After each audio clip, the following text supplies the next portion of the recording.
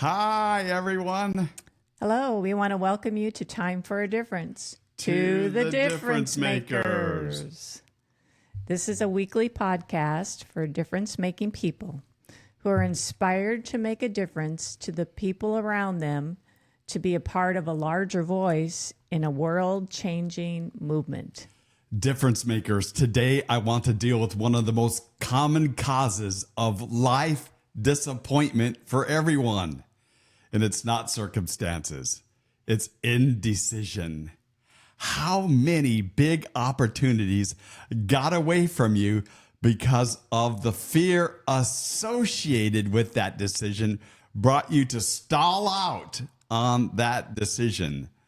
Then, as time runs out on that opportunity, you find yourself making a comfortable decision instead of the right faith decision. And because you made that wrong faith decision, all you have left is regret. Indecision is too costly of a problem to have with making your most important life decisions. Now, indecision on the surface seems to be a wise way to evaluate your great life-changing decisions, especially when your decisions are crucial, complex, and sacrificial. But if your evaluation always adds up with you deciding on what is comfortable, danger, danger, you are going to miss your life's greatest opportunities. Why? Because the price tag of your most important decisions are always uncomfortable. Today, I want you to find freedom and a passionate strength to be able to say yes to your most important and toughest decisions. Now, how can we learn that? What can we do? By finding a stronger faith position to the challenges of life-changing decisions. Let's preview what we're going to focus on today. You can break indecision by making 3 faith perspective changes. You can break indecision by, number 1, committing your heart to having a faith outcome perspective.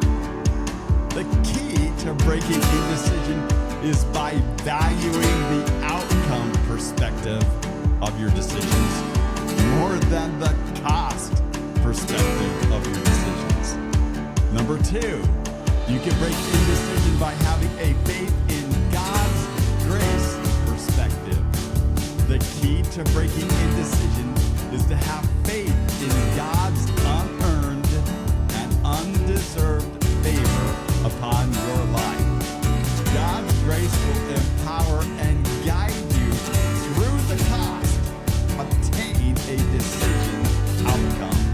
And number 3, you can break indecision by having a faith that God is in control perspective. The key to breaking indecision is to surrender every fear obstacle to a faith perspective that says God is in control. So let's begin our journey by looking at 2 things you need to know about decision making. First, we will look at what a decision is, and next we will talk about how your personal perspective affects your decisions. So, what are decisions? Decisions in a nutshell are basically all about life movement. Every life movement begins with a decision, whether you are conscious of your decision or not. Your life situation is a result of all your life movement decisions. I know that in today's popular thinking, many believe their life situation comes from the opportunities that people give them. Rather than argue with that mindset, I would simply say, hey, are you tired, frustrated, or angry at your no opportunity life? What do you have to lose by trying a faith perspective with your decisions? A faith perspective will help you make and maintain powerful life decisions. The truth is, your life will always be shaped by all of your decisions. And if you continue to stack powerful decision upon previous powerful decisions, you will get powerful results. Now, your decisions are always an expression of your will to choose. What life movements will you make from your choices? And the great influence mechanism inside your will that helps us evaluate and make all of our decisions, I will call it a personal perspective. Your personal perspective is the first voice you hear in your conversations with the decisions. Yeah, the little running conversation you have with decisions. It's your personal perspective that's already given you its votes on how you should do and how to decide things. Your perspective voice reflects your values, self-views, desires, and priorities. Most of your decisions will come from what I call your ruling perspective. Your ruling perspective.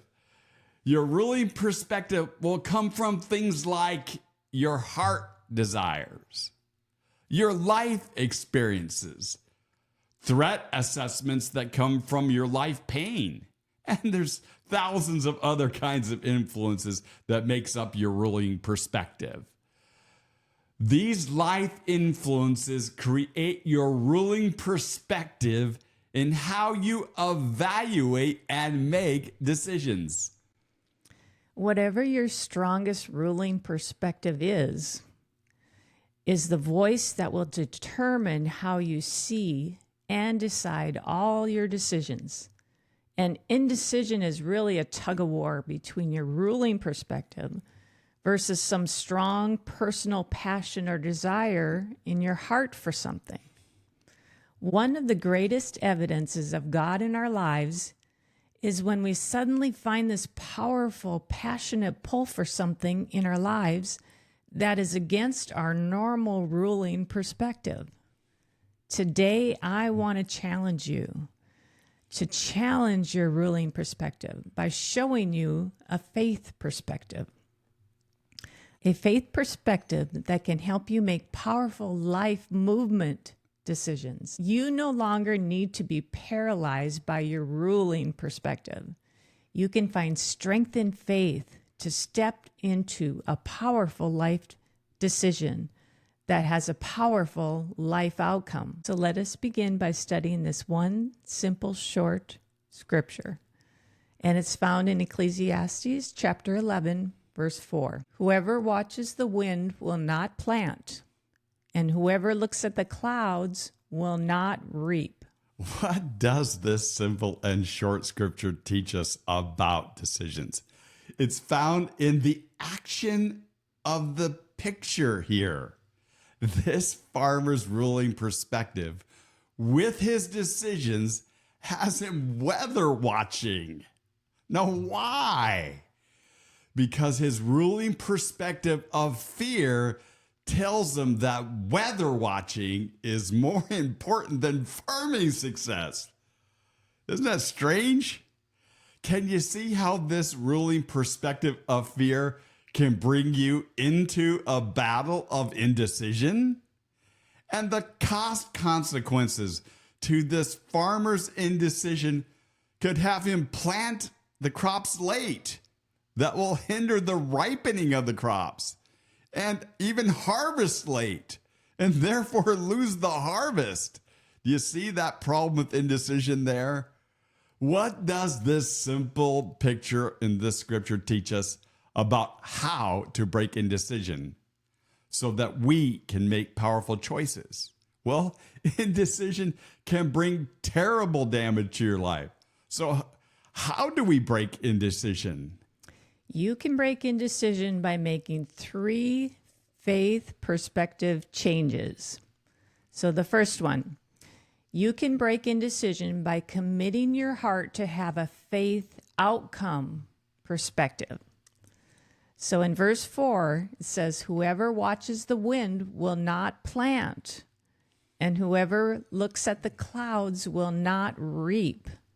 So notice the words plant and reap. What do these words represent? They represent the activities that a farmer must do to have the benefits of farming. Benefits like having an income or feeding their family. To break indecision, we need to have a new priority. A priority that says my outcome perspective must be more important than the process perspective. Why? Because the process perspective can lead to a paralysis of indecision, like weather watching, while an outcome perspective keeps us responsible and focused on achieving the responsibilities to a bigger goal. Right.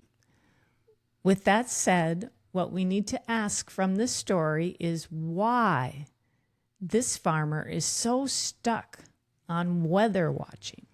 Because this man's ruling perspective is motivated by fear. Fear of what? It's connected somehow to the weather. It's maybe his background of having bad experiences and some pain.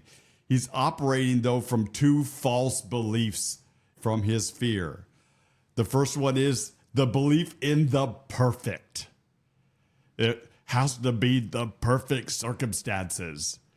And the second one is the belief that he's in control over his circumstances. I'm watching the weather because I'm in control and know the right time, okay? So we will talk about those two things later, but now can we all agree that being careful, like weather watching, it is an important thing for the farming outcome. Fear a lot of times looks like wisdom or careful contemplation, but that's just not what it is. Fear is your ruling perspective. It can bring very bad and costly decisions. What can help us break a fear outcome perspective? Frankly, there is only one alternative. We have to commit our heart to something more powerful than our fears. God. Yep, put God there. See, if we have a faith in God perspective, then you'll have a trust that his love and goodness will empower your decisions. So you don't have to get caught up in all that analysis stuff. Then, as you experience his faithful love and goodness over time, your faith perspective will give you more freedom and strength to make even more powerful and costly decisions. Difference makers. Helping people deal with a fear perspective by having a faith perspective is a very important goal we must have with people. Trying to help people make powerful life decisions without a faith perspective will end up in certain failure for them. And guess what it does to you? A loss of respect for you. So let's go on to number 2. You can break indecision by having faith in God's grace perspective. Verse 4, whoever watches the wind will not plant, and whoever looks at the clouds will not reap. So notice the words watches the wind and looks at the clouds. What is this farmer's ruling fear perspective making him do? Look for perfect, which says it has to be the perfect time. We have to do this thing perfectly. We have to expect perfect results from everyone. Can you see how fear motivates a perfect perspective?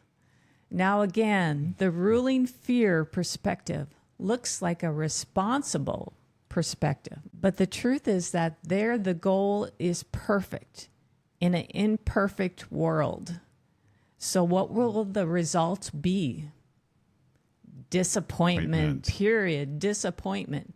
Can you see how that a person would end up reinforcing their ruling fear perspective? Here is a basic truth. You are flawed. Aren't we all, right? And we live in a flawed world. It's sad that we have to bring up that basic truth. And since this is true, is there any reason to have any faith in our decisions? Yes. Yes, there is. If the basis of our faith perspective is grounded in God. And in God, you can find the power of having a grace perspective. Now, when we talk about a belief in God's love and goodness for flawed, sinful people, we're talking about the way God deals with people. God deals with us with his grace perspective. God's grace, simply put, is this. It is the way that God deals with flawed, sinful people. He gives us grace. Grace is a gift of his unmerited, unearned favor, mercy, and love. At the beginning of having a belief in God, it is important that we clearly study and meditate on the meaning and the basis of what God paid for so that you can have grace. Because all of us are sinful by nature. Jesus Christ had to die on the cross to satisfy God's judgment for our sin.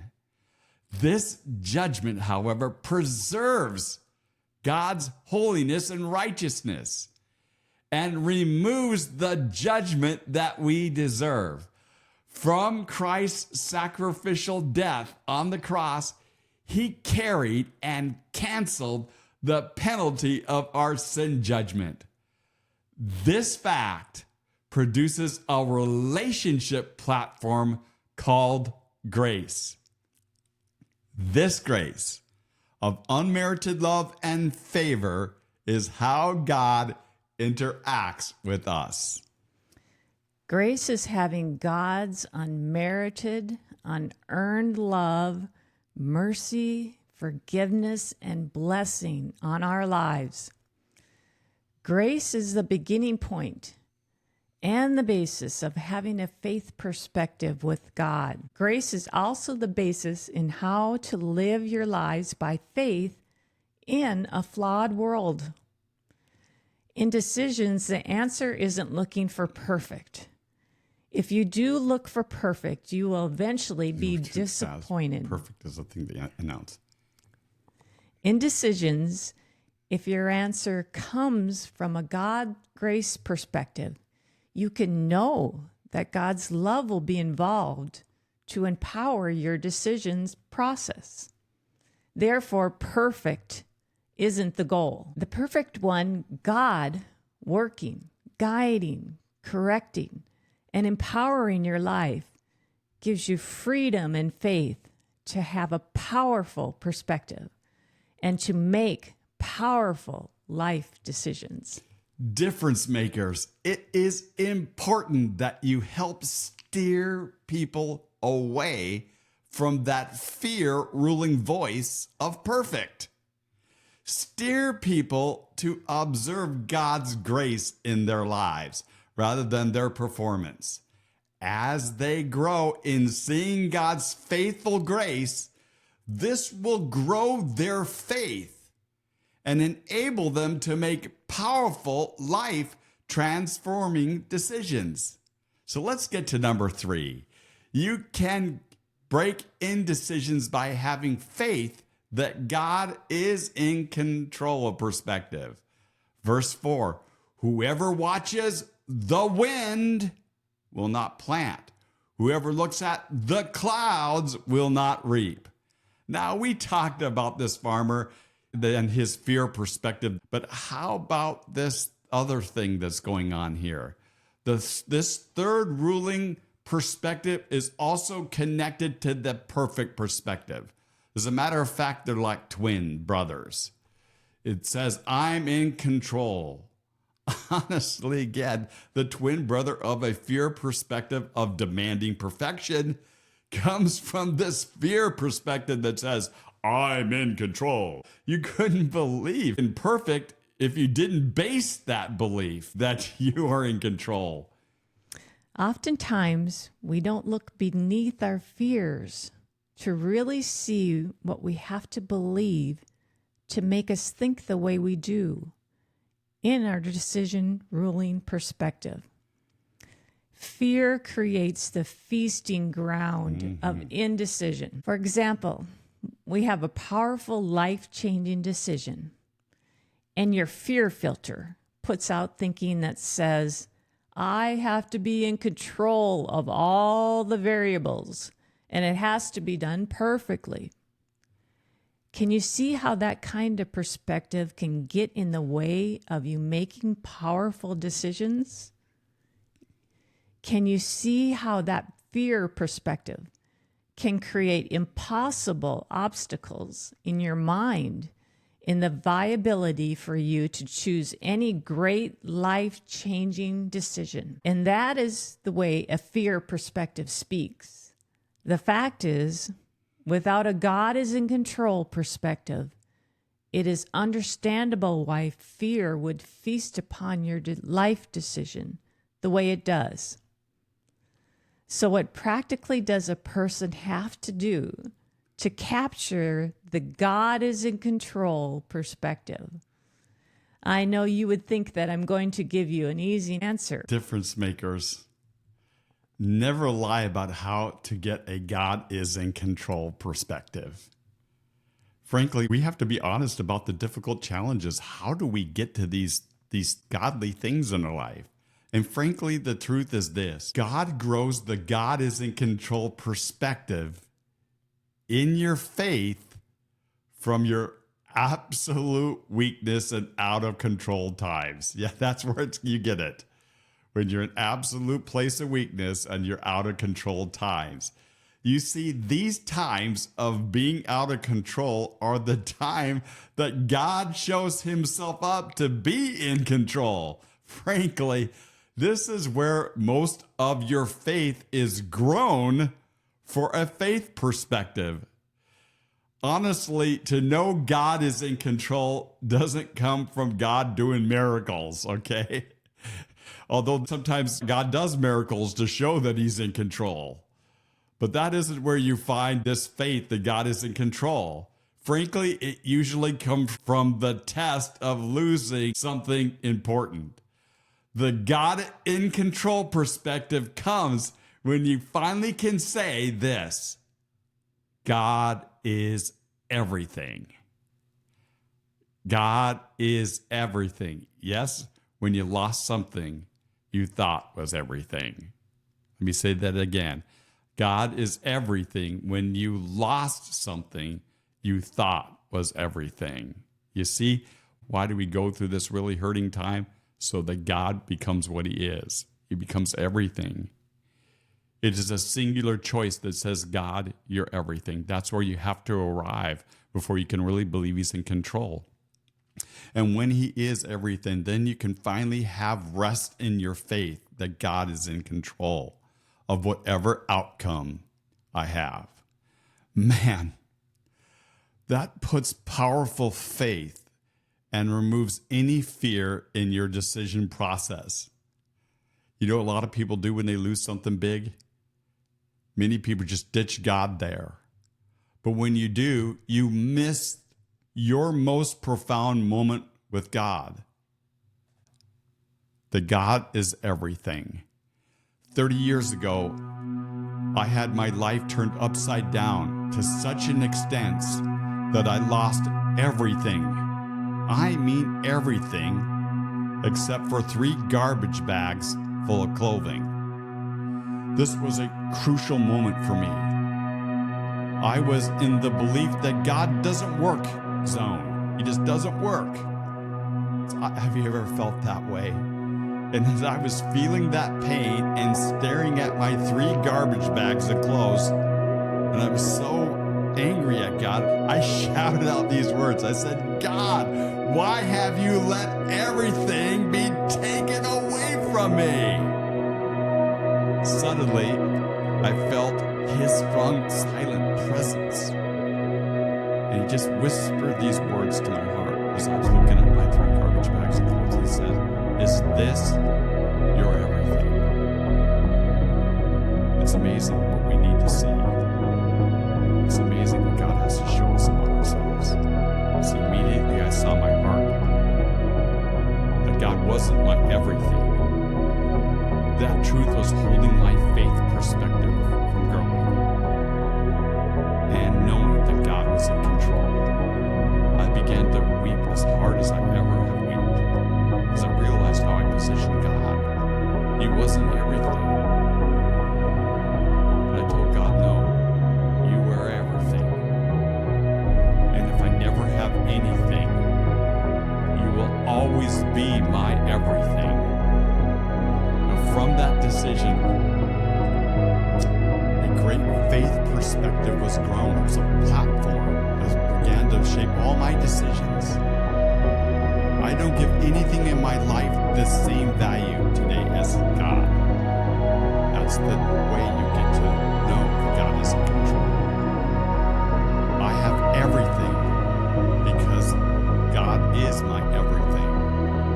I can now make powerful faith decisions and not ever fear that God is in control or that I will lose everything if I make the wrong decision. Since that day, I've been able to make life surrendered decisions that I could have never made, never even believed I could made, except for the day that I discovered that He was my everything and that He was in control. Just to recap what we looked at today, we spoke about how you can break indecision by making 3 faith perspective changes. First, you can break indecision by committing your heart to having a faith outcome perspective. Second, you can break indecision by having a faith in God's grace perspective. And third, you can break indecision by having a faith that God is in control perspective. Let me finish today by giving you a faith perspective challenge.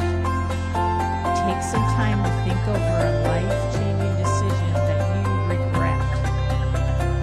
What perspective ruled your decision? Was it fear?